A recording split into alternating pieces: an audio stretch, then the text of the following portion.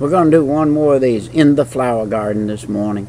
In the flower garden, we talked about what kind of rose might you be, or what kind of flower might you be, what kind of soil are you planted in. This is Brother Peter with tidbits from the Word, and we're doing some plain talk this morning, and I relate everything, even the concrete I'm sitting on. I could talk about it being hard and crusty, and it has a purpose, and the purpose is to drive and park on it. I had to make it thick enough so it wouldn't break up, and I could relate that to a Christian's life. He needs to be hard, and he needs to be crusty where people can run over him and he won't think nothing of it, and they could even drip a little oil on him and it wouldn't matter too much, and all of that stuff. I could talk about that. I can relate anything I can look at today back to the Word and back to the Bible. And God took every single solitary thing in this world and He made Himself show up in it. But we're talking this morning about flower gardens. Now, bad bugs and good bugs. In flowers, there are bad bugs and there are good bugs. Now, I'm going to tell you, in this Christian life, there are bad bugs and there are good bugs. I'm seeking out to draw the good bugs to my life, the bugs that are necessary, the bugs that would come and fertilize me, the bugs that would come and pollinate, and the bugs that would come and take care of the other bugs that come that are bad bugs. But in this Christian life, we're going to have two kinds of bugs come after us on a daily basis. We're going to have the good bugs, and we're going to get those out of the book. And they're mainly going to come to us because of what we do with the root, the pH in the soil, how much Bible we get, how much book we get, how our roots go down into those words, those verses, the Psalms, the Proverbs, the book of John over there. And for instance, this is a good bug right here, the bug of John 5.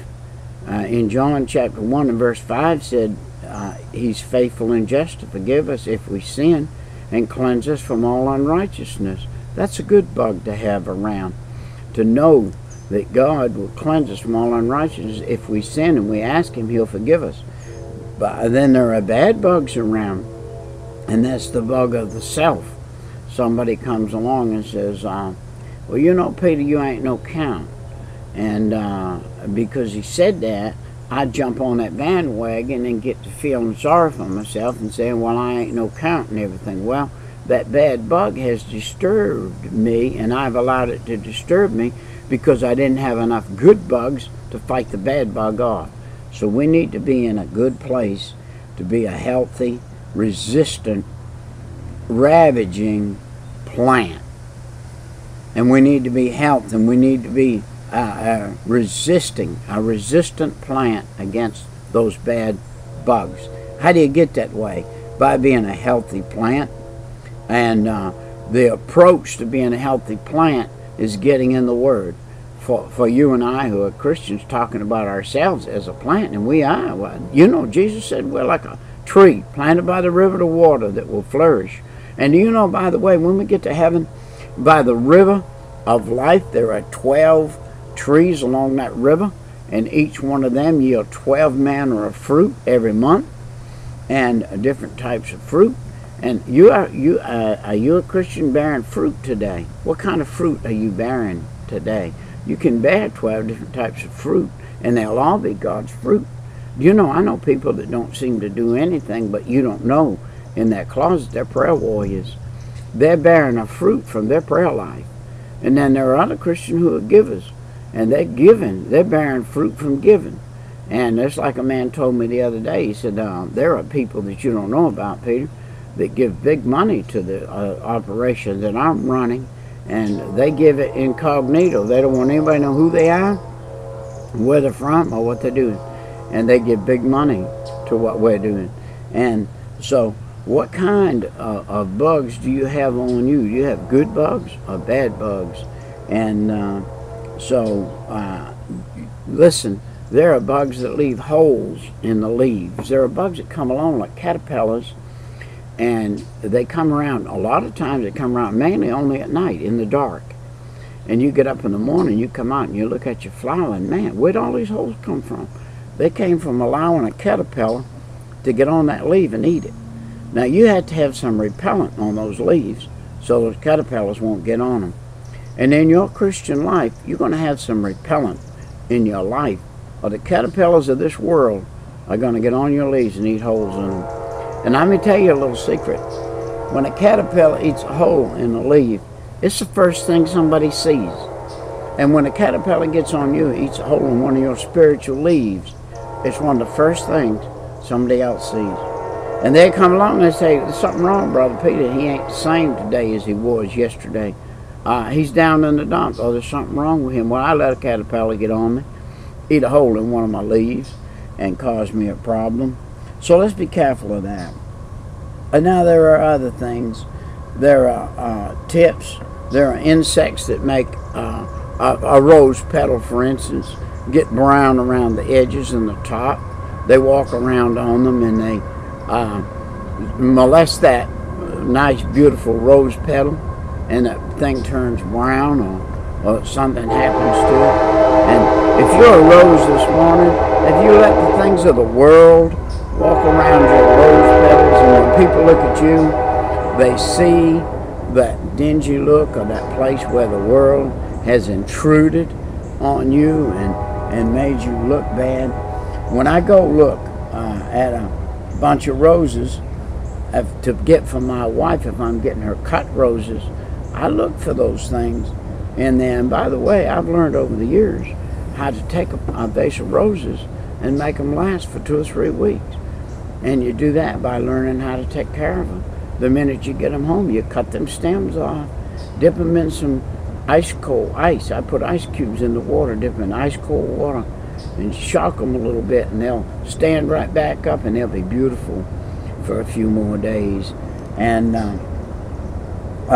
we've got some things. There are bugs, some bugs other than that are good bugs. Ladybugs. If their presence is here around, ladybugs, otherwise known as ladybugs, work as producers to produce the population of pests among roses. For the most benefit, scores of the beneficial insects must be present, but just a few can make a difference. If you got a few ladybugs, they can make a difference. Have you got a few ladybugs in your spiritual life? Have you got a few things that can make a difference in your life? How you go out? Learn to recognize, in this plant book it's saying, learn to recognize what's happening in your garden. Learn to recognize what's happening in your spiritual garden. Learn to recognize what's happening in your spiritual life. Are you where you're supposed to be?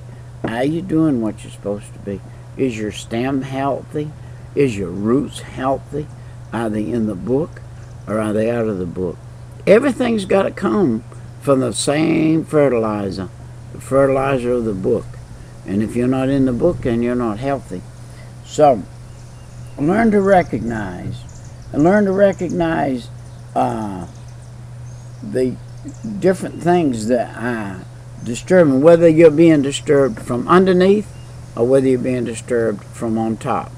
Now, if you're being disturbed from down in the root, that means you're not down there digging around. You're not feeding that root. Do you know the taller the tree is, the further out the root goes? I hate to use this term, but the better Christian you can be, or the better follower of Christ you can be, is by making your root go out further. I start in Genesis and go to Revelation. I need to know the book from cover to cover. I need to know what it says the first verse in Genesis. I need to know what it says the last verse in Revelation. I need to know what it says in all the verses in between, so I know the real soil, so I don't stick a root over in some bad soil. Now all I'd have to do is dig a little hole beside a rose plant, pour a little oil in it, motor oil, and when a root hits that motor oil, it's going to kill the whole plant. Now, you can make your plant look bad by sticking that root in some motor oil. So be careful, my friend, where you let those roots go, so they don't go to the wrong place. Well, this is Brother Peter, Tidbits from the Word. We'll see you next time, and goodbye. You have a good week, and I pray a good life.